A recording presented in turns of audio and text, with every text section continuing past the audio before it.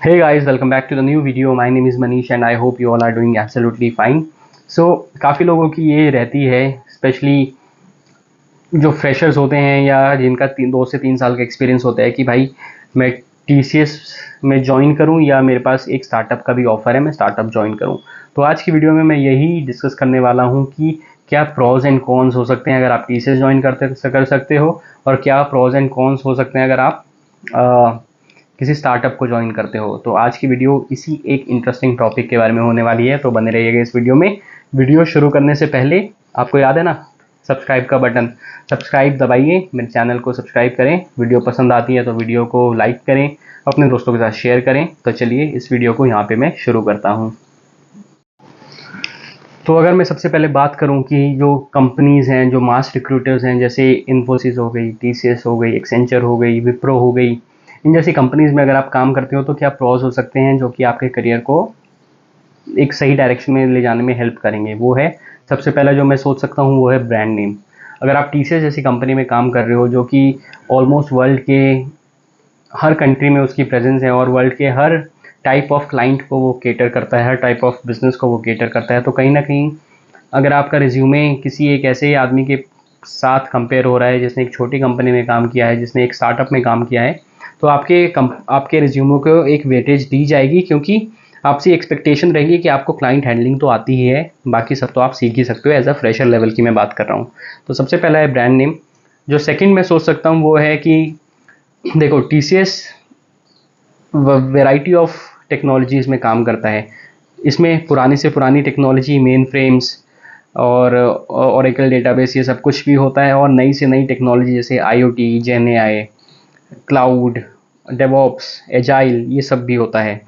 तो आप हर एक कैटेगरी की टेक्नोलॉजी सीखने की, मतलब आप सीख सकते हो, क्योंकि पर वो डिपेंड करता है कि आपकी किस्मत कैसी है, आपको कौन से प्रोजेक्ट में एलोकेट किया जाता है। खैर वो दूसरी बात है, पर अपॉर्चुनिटी तो है नई से नई और पुरानी से पुरानी टेक्नोलॉजी सीखने की। जो थर्ड प्रो मैं कर सकता हूँ वो है कि आपके पास अपने फ्यूचर के बारे में सोचने के लिए टाइम होता है। तो जैसे TCS एक मास रिक्रूटर कंपनी है, तो बहुत सारे, एक टास्क को करने के लिए बहुत सारे लोग होते हैं, तो वर्क प्रेशर कंपैरेटिवली कम होता है। देखो, प्रोजेक्ट टू प्रोजेक्ट डिपेंड करता है वर्क प्रेशर है या नहीं, बट अगर मैं ऑन एन एवरेज बोलूँ तो आप अपने बारे में सोच सकते हो, अपने फ्यूचर के बारे में सोच सकते हो। आपके पास एम्पल टाइम रहता है कि आप किसी कॉम्पिटिटिव एग्जाम की तैयारी करो, वो भी TCS कैंपस के अंदर उनकी लाइब्रेरी में बैठ के। तो ये एक प्रो मैं मानता हूँ कि आप अपने करियर के बारे में सोच सकते हो और डायरेक्शन दे सकते हो। जो अगला है कि सिर्फ एक ही प्रोजेक्ट नहीं है कि आपको एक ही प्रोजेक्ट में काम करना है, वैरायटी ऑफ प्रोजेक्ट्स हैं। अगर आपको एक प्रोजेक्ट समझ नहीं आ रहा है या आपको पसंद नहीं आ रहा, तो आप उससे रिलीज लेके आप दूसरे प्रोजेक्ट में भी जा सकते हो। तो ये भी एक प्रो हम मान सकते हैं। अगला मैं बोलूँ कि job security, until and unless आप टाटा कोड ऑफ कंडक्ट को अगर आप ब्रीच करते हो, जैसे data security, data privacy, posh, और भी बहुत सारे जैसे इंटरनल सिक्योरिटी रिलेटेड या डिसिप्लिनरी रिलेटेड, अगर आप टास्क कुछ ब्रीच नहीं करते हो तो आपकी जॉब सेफ एंड सिक्योर है, डिस्पाइट ऑफ द फैक्ट कि आप कैसा परफॉर्म कर रहे हो। अच्छा परफॉर्म नहीं कर रहे तो C बैंड मिलेगा, बट आपकी जॉब सिक्योर्ड रहेगी। ठीक है। और एक फ्रेशर्स ज्वाइन करने का ये भी एक तरीका है कि जो TCS जो है वो डिस्क्रिमिनेट नहीं करता भाई, कि अगर आप CSIT के ही बंदे चाहिए मेरे को, इक्वल है सबके लिए। आओ भाई, जो क्रैक कर सकता है ये वाला मेरा एग्ज़ाम और इंटरव्यू, वो ज्वाइन कर लो और हमारे साथ काम करने के लिए तैयार हो जाओ। तो ये भी एक प्रो मैं मानूंगा। पॉलिसीज़ अच्छी हैं, सबैटिकल पॉलिसीज़ है, LWP पॉलिसीज़ हैं, मैटरनिटी पॉलिसीज़ हैं, और लीव्स भी हैं अगर आप लेना चाहो तो। कैजुअल लीव है, अर्न लीव है, सिक लीव है, फ्लेक्सी लीव है, मैंडेटरी लीव्स हैं। लास्ट जो मैं सोच सकता हूँ वो है ऑन साइट अपॉर्चुनिटीज़। अगर आपकी किस्मत अच्छी है तो अगर आप ऑन साइट भी जा सकते हो। मेरे काफ़ी दोस्त हांगकांग हैं, हांगकांग के प्रोजेक्ट में 2 साल में ही चले गए। कुछ दोस्त 4 साल के प्रोजेक्ट में एम्स्टरडेम बैठे हुए हैं। कुछ लोग 2 साल के एक्सपीरियंस में जापान चले गए और 6-7 साल से वो वहीं पे ही हैं। तो सोचो उन्होंने कितना कमा लिया होगा। तो अगर आपकी किस्मत ऐसी है तो आप भी ज्वाइन कर सकते हो TCS। तो ये था कुछ प्रॉस। अगर मैं बोलूँ कुछ कौन, कौन है कि देखो ये मास रिक्रूटर है। अगर आप तो देखो जो कॉलेज में जो 10 पॉइंटर वाला बंदा है वो भी वहीं काम करेगा, जो 6 पॉइंटर वाला है वो भी वहीं काम करेगा। तो जो नॉलेज गैप है दोनों के बीच में वो काफ़ी ज़्यादा होता है। तो आपको कहीं ना कहीं लगेगा कि आप अंडर यूटिलाइज्ड हो या आपकी पोटेंशियल के अकॉर्डिंग आपको काम नहीं मिल रहा है। तो ये एक कौन मैं मान सकता हूँ। दूसरा है कि प्रोजेक्ट एलोकेशन के टाइम पे आपका इंटरेस्ट और आपकी एक्सपर्टीज़ नहीं देखी जाती है एज अ फ्रेशर। बस आपको एक रिसोर्स देखा जाता है और देखा जाता है कि अगर आप उनके लिए बस एक बिलिंग का सोर्स हो। टीसीएस में कंप्यूटर वगैरह को एसेट बोला जाता है और जो हम एम्प्लॉयज़ उनको रिसोर्स बोला जाता है। ठीक है, तो क्या ही वैल्यू है आपको ही पता है। बस काम करो, कौन सा काम कर रहे हो ये मत पूछो। एक प्रोजेक्ट में 1000 से ज़्यादा लोग भी होते हैं, 100 150 200 300 भी होते हैं, तो रिकॉग्नाइजेशन मिलना काफ़ी मुश्किल होता है। एक खुद की विजिबिलिटी बनाना काफ़ी एक मुश्किल टास्क होता है। अगर आप एंड करते हो किसी एक बहुत ही घटिया प्रोजेक्ट में जिसमें ऑब्सोलीट टेक्नोलॉजी है, जिसका मैनेजर अच्छा नहीं है, तो हो सकता है कि आपको रिलीज़ इतना आसानी से ना मिले। 8-10 साल हो जाएं आपकी ज़िंदगी के, आपको रिलीज़ मिलने का मौका ही नहीं हो रहा है।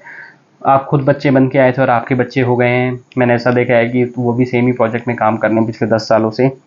ठीक है। और एक ये है कि आपकी जो खुद को अपस्किल करने की या जो आपका कॉन्फिडेंस होता है ना, वो कहीं ना कहीं डिग्रेड हो जाता है। टीसीएस में मैंने देखा है कि फ्रेशर्स को ना क्लाइंट से बात करने भी नहीं दिया जाता। तो मैं आपको एक इंसिडेंट बताता हूँ। जो हमारा मैनेजर था फर्स्ट प्रोजेक्ट, हम लोग 8 से 10 फ्रेशर्स उन लोगों ने लिए थे। तो जब क्लाइंट आए तो एक इतना हवा बना दिया गया कि क्लाइंट आ रहा है, क्लाइंट आ रहा है, क्लाइंट आ रहा है। और हम लोगों को ऐसे पेश किया गया कि भाई हम तो गूंगे हैं, हम लोग, हमसे तो बोला भी नहीं जाता, इंग्लिश भी नहीं आती, बस हमें ऐसे मुंह हिलाना था। और क्लाइंट अगर हमसे कुछ बात करने की कोशिश भी करता था तो हमारा इंटरव्यू जो मैनेजर था वो बीच में इंटरवीन कर देता था। अरे भाई हमें भी तो बात करने दो, हमें भी तो एक कॉन्फिडेंस बिल्ड हो कि हम बात कर सकते हैं क्लाइंट से। तो एक ऐसा है कि आपको बहुत ही अच्छे तरीके से नहीं देखा जाता और आपको ग्रूम करने वाला कोई नहीं होता। तो ये थे कुछ प्रोज एंड कॉन्स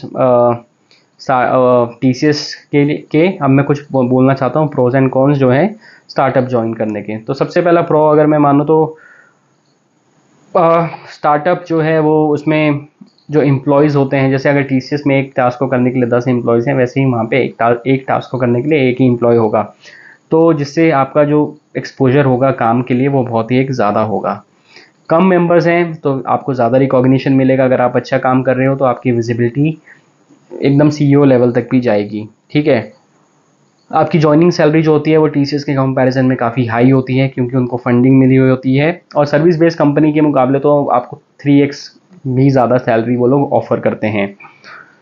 और कुछ कुछ स्टार्टअप्स जो हैं उनकी जो ऑफ साइट एक्टिविटीज़ होती हैं वो Goa, in fact out of India भी लेके जाते हैं अपने एम्प्लॉयज़ को, ताकि वो थोड़ा उनका मेंटल प्रेशर रिलीव हो जाए। टीसीएस में ऐसा कुछ नहीं होता है। प्रोजेक्ट वाले कभी अगर आपको पिज़्ज़ा पार्टी दे दें तो दे दें। ठीक है। अगर आप बहुत ही ज़्यादा हार्ड वर्किंग है और अगर आपने बहुत ही कम टाइम में कुछ टेक्नोलॉजी में अपना एक्सपर्टीज़ बना लिया तो 1-1.5 साल में उस कंपनी को आप टाटा बाय बाय बोल के 40-70% या 100% हाइक में भी किसी कंपनी को ज्वाइन कर सकते हैं, जो कि टीसीएस में इतने कम ड्यूरेशन में करना आपके लिए पॉसिबल नहीं होगा क्योंकि काम की जो प्रोग्रेशन है वो बहुत ही ज़्यादा स्लो है। ठीक है। ये था थोड़े बहुत प्रोज। कॉन्स क्या हैं?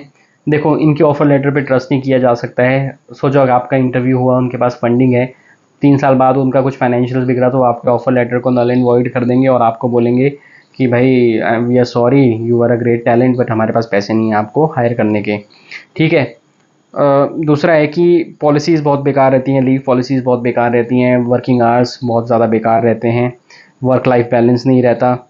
और आप भी सोल एम्प्लॉय हो, जो जो कोडिंग भी कर रहा है, जो टेस्टिंग भी कर रहा है, जो मैनेजर भी आप भी हो, हर कोई आप ही हो, आपके पास ओनर्स है। चीज़ें अगर बनी तो बनी, नहीं बनी तो सब ब्लेम आप पे आएगा।